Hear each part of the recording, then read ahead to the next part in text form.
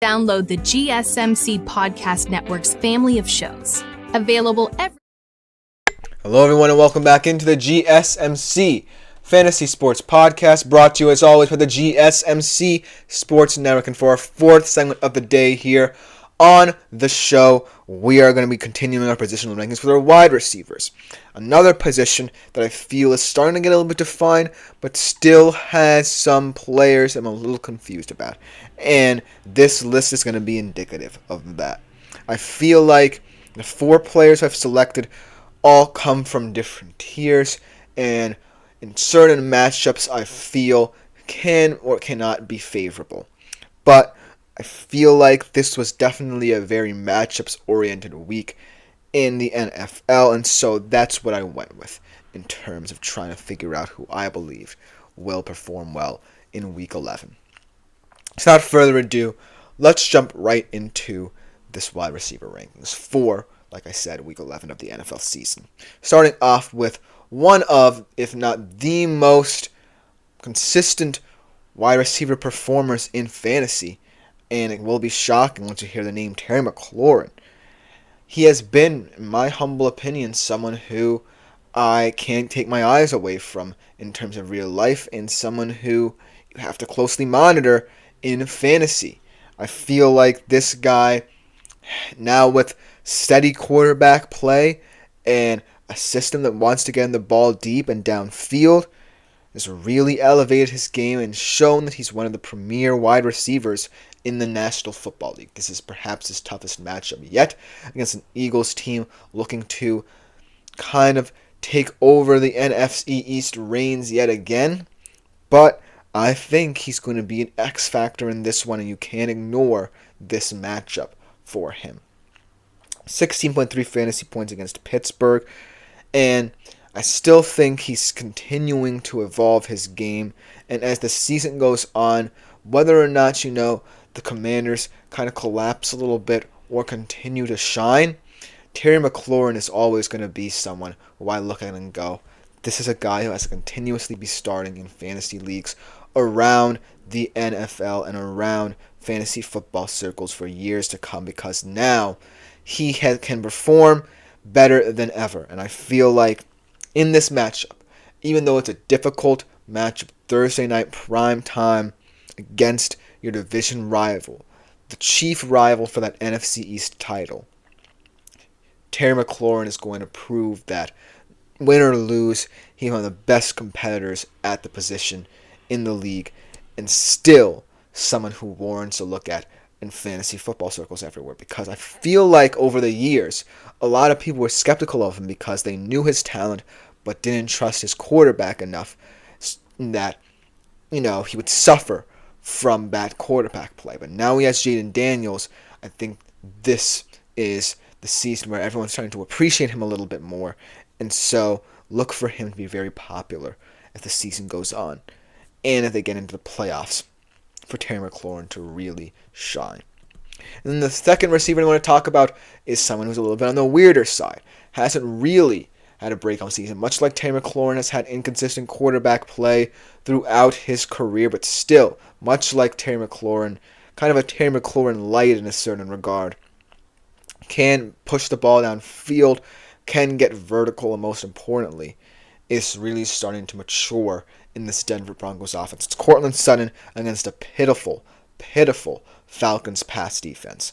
19 points against KC, which is nothing to sneeze at considering the excellence of that defense, now going up against one of the worst pass defenses in the NFL after what Marquise Valdes-Scantling of all people did to them.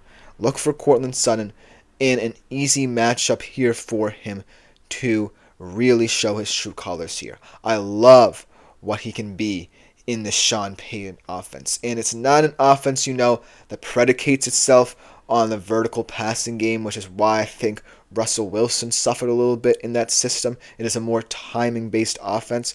I still feel Courtland Sutton is the most effective receiver because I don't see anyone else in that Denver Broncos wide receiver room who impresses me other than him and can do what is necessary for this offense to maintain its levels than Courtland Sutton. And I feel like Bo Nix is most comfortable when throwing to him down the field because he knows his traits.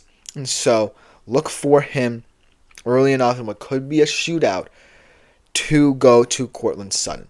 And for Courtland Sutton to prove why he still has a lot of raw talent upside in his NFL career. And maybe he proves that it's been the quarterback play over the past couple of years that has held him back rather than, his own struggles in terms of trying to make a name for himself in this Denver Broncos offense, because he stands alone, in my opinion, as the weapon to look out for the Denver Broncos, because they're winning football games by keeping it close enough that they feel they can make a late push to win the game, much like they tried to do against KC, and ultimately came up short because of an incredible blocked field goal, but we won't talk about that game. I feel like that's where Courtland Sutton can shine best. When they're pushing to win games late in the contest and they need some big plays. That's where Courtland Sutton can be most effective. And I feel like this game can come down to the wire for both the Falcons and Broncos. So look for him to be very effective later in this game, like I think he will be. Then the third guy I want to talk about, another kind of chalk pick at the wide receiver position week in, week out in a fantasy. Jamar Chase against the Chargers. Very difficult defensive task again, but he had a historic fantasy performance against the Baltimore Ravens. 55.4 fantasy points, the high score of the season so far from a single game perspective, and I think he's going to continue to do that. Yes, I like the Chargers defense, one of the more underrated defenses in the league. All their versatility, but they do have some secondary issues and some young pieces that I don't fully trust against a receiver of Jamar Chase's caliber. And so I feel like, this game might play into the Chargers' strengths a little bit, because if they do slow down this Bengals offense, they feel like they can control the ball enough to where Joe Burrow can't hurt them. But it's going to be a difficult task because of the versatility of this offense, and Jamar Chase being a big part of that. He can stretch the field, he can run routes effectively, hurt you early or late down, so his versatility is really going to be something the Chargers haven't seen before all season. They've really not faced an offense of this caliber yet, and so I feel like some flaws will be exposed for the Chargers in this one, and Jamar Chase will play a big role in that. And not for nothing, I also think T. Higgins might also have a day. I'm not going to mention him in this segment, but I think T. Higgins is also going to have a big game in this one, because being occupied with those two receivers, if you're a Chargers defense that, yes, is one of the best defenses, one of the best scoring defenses in the league, you still, like I said, haven't had a challenge like this. This will be the game, I feel, where the Chargers kind of get a little bit exposed. And I feel like a big part of that, like I said, is going to come down to the receiver play for the Cincinnati Bengals. And the last guy, another guy who might be a little bit sketchy here, might be a little bit contentious in terms of fantasy circles. I feel like, he still is the best option potentially for this Indianapolis Colts team in that wide receiver room. If, he can get more touches and targets, but still it's going to depend on the play of who's ever at the quarterback position.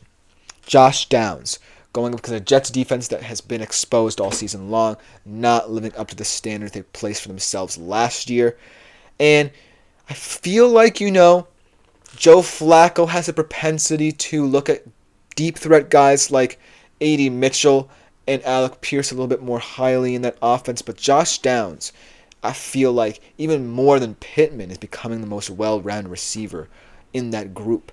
And so against the Jets, a defense where they feel like they can get momentum going, I feel like Josh Downs can have a big game here. And he's not someone who I would usually consider being a fantasy performer and a matchup-oriented one at that. But I really feel like Joe Flacco is going to start to appreciate him more once, this Colts offense matures a little bit. Because I feel like it isn't necessarily Joe Flacco holding them back. I feel like it's this forced nature to try and play better because he's not Anthony Richardson.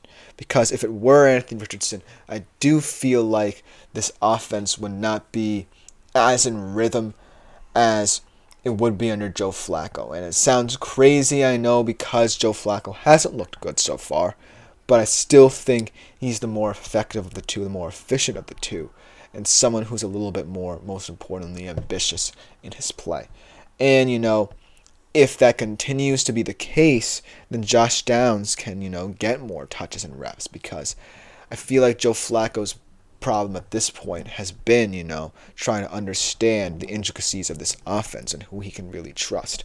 And so that's why Josh Downs hasn't been as effective in recent games, but this could be his breakout game in this Colts team. 14.2 fantasy points versus Buffalo, so he's on that wide receiver 2 projected level. So he's not any slouch here when it comes to,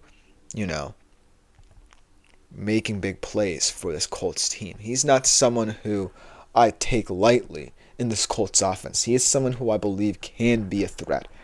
And if against the Jets they find themselves, trying to move the football a little bit more effectively and they need to pick up first downs, look for Josh Downs to be that guy.